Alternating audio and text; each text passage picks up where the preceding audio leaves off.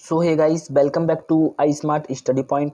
तो देखिए, अपना चल रहा था 12th केमिस्ट्री में चैप्टर 1 ठोस अवस्था। ठीक है, इसमें मैंने 3 लेक्चर बना दिए हैं और सारा बेसिक से लेकर एडवांस तक मैंने क्लियर किया है। ठीक है, एक एक पॉइंट मैंने क्लियर किया है। और आपने अभी तक तीनों लेक्चर नहीं देखे हैं तो उसका लिंक डिस्क्रिप्शन बॉक्स में, लेक्चर 3 तक आप पहले देख लीजिए, क्योंकि मैंने आपको देखिए एक भी शब्द रटवाऊंगा नहीं इसमें। ठीक है, सारा का सारा समझाऊंगा और आपके दिमाग में सब कुछ चिपक जाएगा। ठीक है, बिल्कुल ईजीली। बस आप थोड़ा वीडियो को ध्यान से देखिए और एंड तक देखिए, क्योंकि आप वीडियो को एंड तक देखते नहीं है तो इसलिए आपको क्लियर नहीं हो पाता। बस आप वीडियो को एंड तक बने रहिए, सारा आपका क्लियर हो जाएगा। और नोट्स जरूर बनाते चलिए, ठीक है, स्टार्टिंग से ही। तो देखिए, जो अपना लास्ट था उसमें मैंने बताया था आपको ठोसों का वर्गीकरण। तो ठोसों का वर्गीकरण 4 प्रकार का था। ठीक है, तो वो मैंने आपको बता दिया है, उसका लिंक डिस्क्रिप्शन बॉक्स में, लेक्चर नंबर 3 का। आज लेक्चर नंबर 4 है। तो इसमें क्या पढ़ेंगे? क्रिस्टल जालक। क्रिस्टल जालक या द्विक जालक, इकाई सैल या जालक, या फिर एकक कोष्टिका। मतलब पांचों जो हैं ये पांचों एक ही चीज़ हैं। ठीक है, तो अगर पांचों में से कोई भी परिभाषा आपसे पूछता है तो आपको यही लिखना है। अगर क्रिस्टल जालक की पूछता है तब भी यही, द्विक जालक की पूछता है तब भी यही, इकाई सैल की पूछता है तब भी यही, केवल जालक की पूछता है तब भी यही, या फिर एकक कोष्टिका आपसे पूछ सकता है तो आपको यही लिखना है। ठीक है, तो इसको स्टार्ट करते हैं। पहले देखिए, हम इसकी परिभाषा आपको लिख लेते हैं, फिर आपको इजीली क्लियर कर देंगे। ठीक है, बिल्कुल इजीली क्लियर करेंगे। तो देखिए, समझिए, यहाँ पे बहुत इजी है। देखिए, देख के आपको कठिन लग रहा होगा लेकिन बहुत इजी है। क्या बोल रहा है कि क्रिस्टल की संरचना, इकाई के आयन, परमाणु या अणु। मैंने आपको देखिए जो लेक्चर 1 दिया था उसमें मैंने आपको ठोस बताया था कि ठोस क्या होता है। ठोस जो होता है या तो उसमें आयन होंगे, या परमाणु होंगे, या अणु होंगे।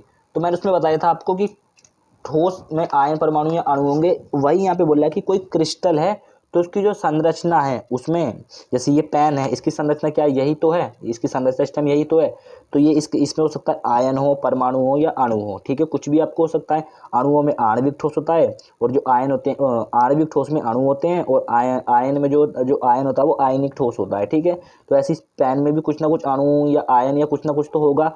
तो अभी जो है ये इसकी देखिए, ये जो एक लंबा सा पेन है, ठीक है, क्या है? ये लंबा सा पेन है, लेकिन यहाँ बोल रहा है कि क्रिस्टल की संरचना, इकाई के आयन, परमाणु या अणु की त्रिविमीय अवस्था या फिर व्यवस्था को क्रिस्टल जालक कहते हैं, या द्विक जालक कहते हैं, या फिर इकाई सैल, या फिर जालक, या फिर एकक कोष्टिका। यानी कि कहना क्या चाह रहा है, देखिए समझिए। जैसे मान लीजिए आपने लूडो का पासा देखा होगा, लूडो का गिट्टा, वो ऐसे ही तो होता है अपना। कैसे होता है? ऐसे ही तो होता है, ऐसे, ऐसे। ठीक है, तो देखिए जो लूडो का पास होता है वो 3D होता है, यानी कि 3D स्थिति होती है इसकी, 3D। ठीक है, 3D ज्यामिति। ठीक है, तो 3D ज्यामिति होती है इसकी। ठीक है, 3D ज्यामेट्रिक।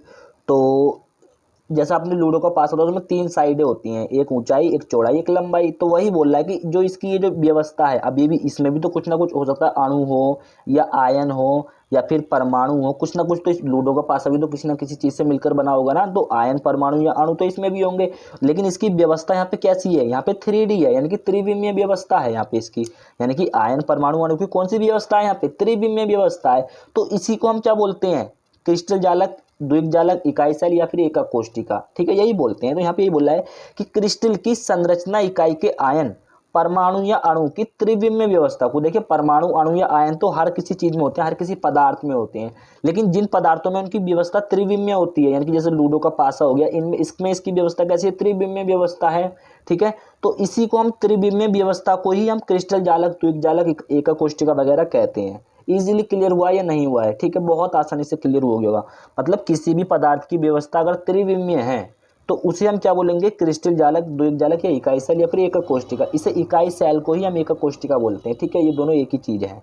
ठीक है, क्लियर हुआ कि नहीं हुआ? कमेंट सेक्शन में जरूर बताइएगा, और ये सारी परिभाषा आप कमेंट बॉक्स में लिखिएगा। ठीक है, यहाँ से यहाँ तक की कमेंट बॉक्स में लिखने से आपका रिवीजन भी होगा। ठीक है, देन आगे बढ़े। अगला टॉपिक आता है जालक स्थल या फिर जालक बिंदु। ये क्या होता है? इसकी भी परिभाषा मैं लिखूंगा, देन आपको इजीली क्लियर कर दूंगा। ठीक है, बहुत इजी है। देखिए पूरा चैप्टर आप बस समझते चलिए, स्टार्टिंग से आप समझते चलेंगे तो कोई दिक्कत नहीं होगी।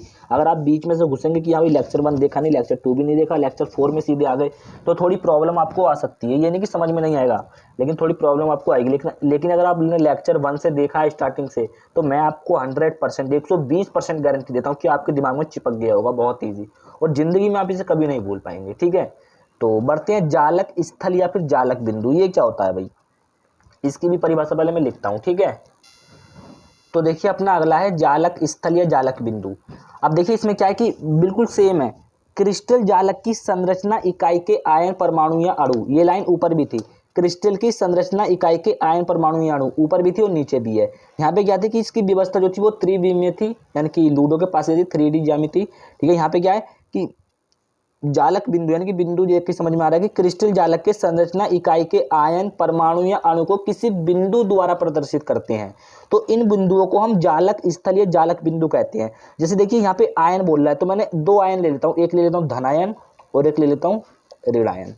तो मैंने इन दोनों धनायन और ऋणायन को एक बिंदु द्वारा दिखा दिया, मैंने यानी कि चारों तरफ गोला कर दिया, ठीक है, दोनों दोनों पे गोला कर दिया। तो ये एक बिंदु हो गया, यानी कि मैं धनायन को और ऋणायन को एक बिंदु द्वारा दिखा रहा हूँ। मतलब किसी को भी बोलूंगा कि मैं ये बोलूंगा कि ये धनायन है और ये ऋणायन है, तो मैं किससे प्रदर्शित कर रहा हूँ, ये एक बिंदु तो हो गया, पॉइंट ही तो हो गया, ठीक है, एक बिंदु हो गया।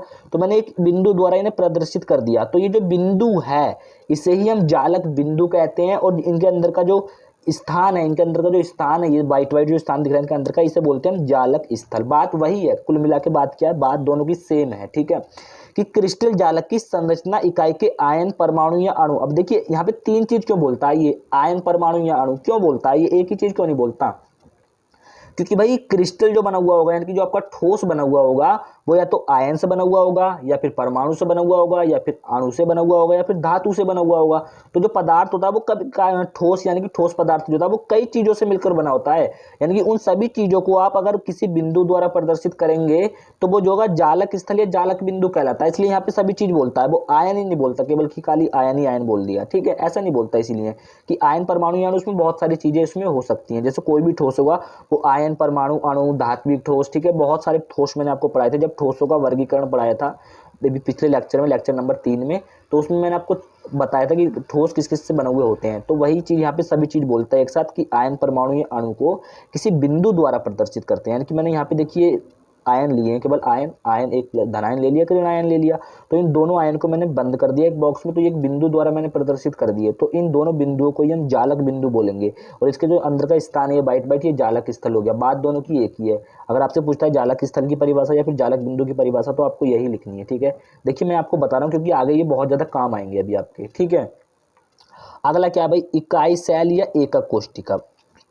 ये क्या चीज़ है भाई, देखिए ये आप इसकी नई परिभाषा भी है एक, चाहो तो आप नई परिभाषा भी समझ लीजिए, या फिर आप जो मैंने ऊपर लिखाई थी यहाँ पे इकाई शैल या फिर एकक कोष्टिका, ये भी आपकी वही है, ठीक है। थोड़ा सा चेंज है, बस बात वही है, कुल मिला के बात वही कहना चाहेगा, बस अपने शब्द बदल देगा वो। आपको ये भी समझाऊंगा, जो आपको ईजी लगे वो वाला आप याद कर लीजिएगा, ठीक है। बहुत ईजी है, वैसे तो सभी ईजी है, ठीक है। मैं आपको कुछ भी रटवाना नहीं चाहता, ठीक है, बहुत ईजी तरीके से आपको समझा रहा हूँ, और मुझे उम्मीद है समझ भी आपको आ रहा होगा।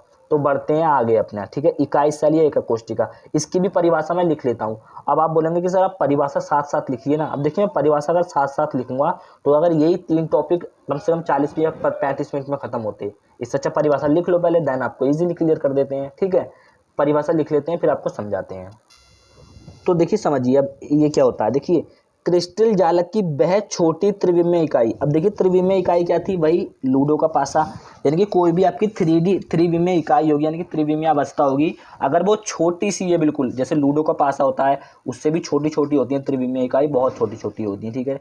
जैसे रेजर होगी अपनी, मान लीजिए रेजर हो गई, ठीक है, ये रेजर हो गई, रबड़ जिसे बोलते हैं पेंसिल वाली रबड़, तो इसे मैंने छोटे छोटे भागों में डिवाइड कर दिया।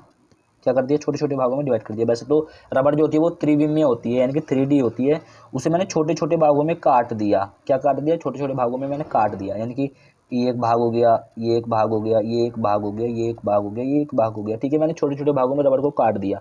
तो फिर मैं कहूँगा कि इन्हें जोड़ दे रहे हैं भाई, तो मैं इनको जोड़ूंगा तो क्या करूँगा कि इसकी बार बार पुनरावृत्ति होगी, मतलब बार बार ये, मतलब इस रबड़ को मैंने इससे जोड़ दिया, मतलब ये कनेक्ट कर दिया, फिर मैंने इसको इससे जोड़ दिया, फिर मैंने इसको इससे जोड़ दिया, फिर मैंने इसको इससे जोड़ दिया, और फिर मैंने इसको इससे जोड़ दिया, ठीक है। तो देखिए ये कैसी बन गई, ऐसी तो बन गई वापस।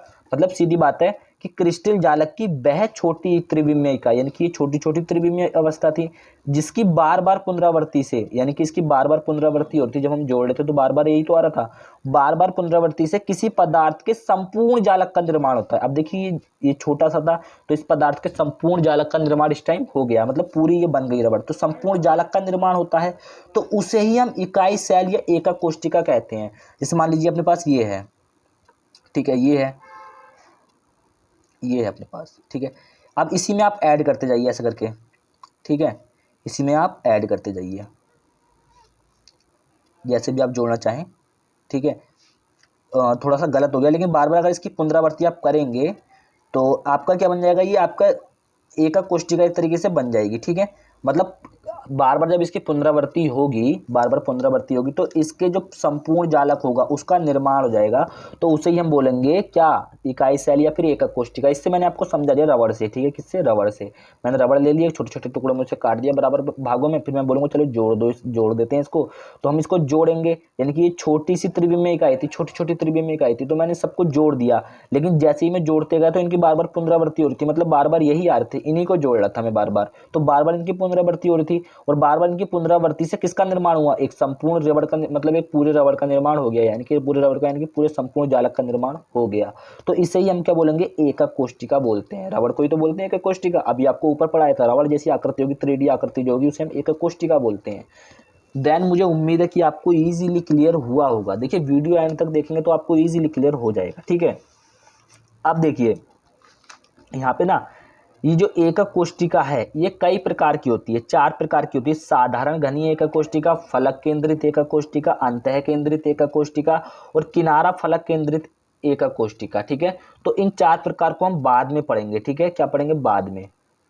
अभी जो टॉपिक है वो अपने पास दोष, दोष कितने प्रकार के होते हैं, ठीक है। देखिए दोष इजी है बिल्कुल, दोष पढ़ेंगे हम। अब देखिए दोष क्या होता है अपने पास। देखिए दोष 2 प्रकार के होंगे, एक होगा बिंदु दोष, बिंदु दोष, और अभी हमने जो बिंदु पढ़ा था ऊपर, जालक बिंदु, और एक होता है अपने पास जालक दोष, जालक दोष। दोनों को आपको समझाऊंगा बहुत इजी तरीके से, ठीक है। समझते जाइएगा, बस समझ में आपको इजीली आ जाएगा। पहले परिभाषा लिखते हैं फिर मैं आपको समझाता हूँ। तो देखिए क्या है अपने पास बिंदु दोष। देखिए वह दोष जो परमाणु या आयन या अणु, वही लिख सकते हैं आयन, परमाणु या अणु के, यहाँ पे के लिख लीजिए, के हटने या विस्थापित होने से उत्पन्न होता है। क्या कहना चाह रहा है, जैसे मान लीजिए अपने पास कोई क्रिस्टल जालक है, ये अपने पास कोई क्या है, क्रिस्टल जालक, यानी ये कोई जालक है, ठीक है। इसमें मैंने क्या ले लिए, मान लीजिए आयन ले लिए, प्लस ले लिया, माइनस ले लिया, फिर प्लस ले लिया, और फिर माइनस ले लिया, फिर मैंने प्लस ले लिया, और फिर मैंने माइनस ले लिया। तो ये इसके अंदर क्रिस्टल जालक के अंदर क्या होगा, आयन। अगर ये कोई आयन यहाँ से हट जाए, यानी कि ये यहाँ से हट गया, बाहर चला गया, ठीक है, तो इसके हटने से जो ये क्रिस्टल जालक का पूरा जो क्रिस्टल जालक है इसकी व्यवस्था बिगड़ जाएगी, इनकी ये इधर उधर होने लग जाएंगे। अब बचे तो इसमें 5 ना, अभी तो एक व्यवस्था में लगे पड़े हैं, लेकिन जैसे ये हटा तो ये इधर उधर हो जाएंगे सारे आयन, मतलब 5 होगा, ये ऊपर चला जाए, ये नीचे आ जाए, इधर उधर सारे आयन ये हो जाएंगे। तो इनकी वजह से इस क्रिस्टल जालक में कोई ना कोई दोष उत्पन्न हो जाएगा। तो जो दोष उत्पन्न होगा उसे हम बिंदु दोष बोलते हैं। ये किसके कारण हुआ, इसके कारण हुआ, इसके मतलब क्रिस्टल जालक जो ये बिंदु है इसके कारण ही तो उत्पन्न हुआ था। तो कौन सा दोष हो जाएगा, बिंदु दोष, क्योंकि यहाँ पे जो आयन है वो बिंदुओं के द्वारा दिखाए जा रहे हैं। तो कौन सा दोष उत्पन्न हो गया यहाँ पे, बिंदु दोष। यानी कि वह दोष जो परमाणु या आयन अणु के हटने या विस्थापित होने से उत्पन्न होता है बिंदु दोष कहलाता है, ठीक है। मुझे उम्मीद है कि आपको बिंदु दोष क्लियर हुआ होगा। एंड बढ़ते हैं आगे, क्या है अपने पास, जालक दोष। इसको भी लिख लेता हूँ फिर आपको समझाता हूँ। अब देखिए यहाँ पे जालक दोष क्या है, कि वह दोष जिसमें जालक के बहुत छोटे छोटे कणों के विचलन से उत्पन्न होता है, जालक दोष कहलाता है। यानी कि क्या कहना चाह रहा है, जैसे मैंने यहाँ पे एक रबड़ ले ली, अभी आपको बताया था रबड़ कैसी होती है, 3D होती है। तो इसमें मैंने छोटे छोटे भागों में डिवाइड कर दिया, वैसे तो रबड़ है ये, ठीक है, छोटे छोटे भागों में मैंने रबड़ को बांट दिया, ठीक है। ये हो गई अपने छोटे छोटे भागों में। तो अभी जो है ये एक पूरा जालक है, यानी कि रबड़ जो एक पूरा जालक हो गया। तो और ये जो छोटे छोटे हैं टुकड़े, इसके ये छोटे छोटे कण हो गए, क्या हो गए, छोटे छोटे कण हो गए। तो यहाँ पे तो ये विचलन नहीं करेंगे, लेकिन जो जालक होता है, असलियत में जो जालक होता है उसमें विचलन करते हैं। तो उनके अगर विचलन से जो दोष उत्पन्न होता है उसे हम जालक दोष कहते हैं। यानी कि वह दोष जिसमें जालक के बहुत छोटे छोटे कण, यानी कि बहुत छोटे छोटे कण है, अगर ये विचलन होंगे, ये इधर हो गया, ये इधर हो गया, ये इधर हो गया, तो इनके विचलन से जो दोष उत्पन्न होगा उसे हम जालक दोष बोलते हैं। क्या बोलते हैं, जालक दोष, ठीक है। तो मुझे उम्मीद है ये आपको बहुत इजीली क्लियर हुआ होगा। देखिए वीडियो अगर आप एंड तक देखते हैं तो आपको सब कुछ बहुत इजीली क्लियर हो जाता है, ठीक है। तो आज के लिए यहीं पर रखें कि नहीं रखें, अभी और भी दोष हम शॉर्ट की दोष, फ्रैंकल दोष वगैरह पढ़ेंगे, ठीक है, वो आगे आ जाएगा अपना, ठीक है। तो आज की इस वीडियो को यहीं तक रखते हैं। देन जो अपना कल का टॉपिक होगा वो होगा शॉर्ट की दोष तथा फ्रैंकल दोष, ठीक है। और यदि आपने इससे पहले पहले के लेक्चर नहीं देखे हैं, सभी लेक्चर 3 लेक्चर जो हैं, तो उसका लिंक डिस्क्रिप्शन बॉक्स में दिया हुआ है। और क्लास 12th जो केमिस्ट्री फिजिक्स के और मैथ के जो इंपॉर्टेंट टॉपिक मैंने बनाए थे 2022 के लिए, वो 2023 के लिए भी इंपॉर्टेंट होंगे सब। तो उसका लिंक डिस्क्रिप्शन बॉक्स में है, सभी चीज़ों का लिंक डिस्क्रिप्शन बॉक्स में, आप डिस्क्रिप्शन बॉक्स एक बार चेक कर लीजिए, ठीक है। तो देन मिलेंगे हम आपसे नेक्स्ट किसी वीडियो में, तब तक के लिए जय हिंद, वंदे मातरम, भारत माता की जय।